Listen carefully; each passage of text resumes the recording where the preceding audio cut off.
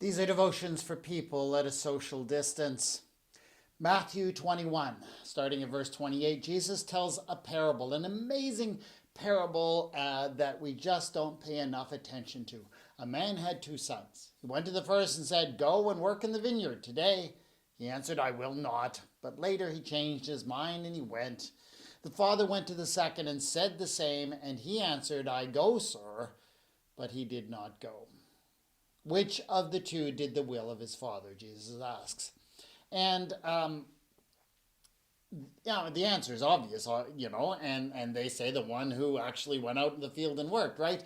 But the fact of the matter is that though we recognize that, we miss it all the time. And I think this is especially true in the church. We look at the form of what people do and how they say it or how they present themselves, and that we decide is much more important than what they actually do for the kingdom. And so we look at young people and say, oh, well, they're not paying attention, say in church the way we want them to because maybe they're texting or they're on the phone.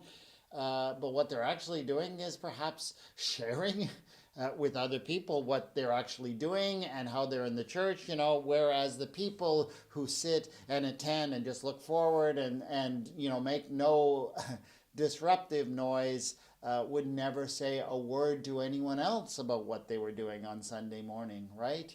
It's what you do. It's not how it looks. It's not how it sounds.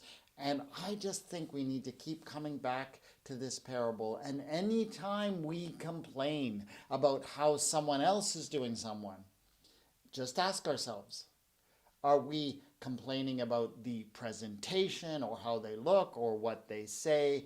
Or are we actually focused on what they do? And do we give ourselves a pass on what we do because we say the right things? That's how we need to be continually applying this parable to our lives. Lord our God, help us to take this parable of Jesus to heart.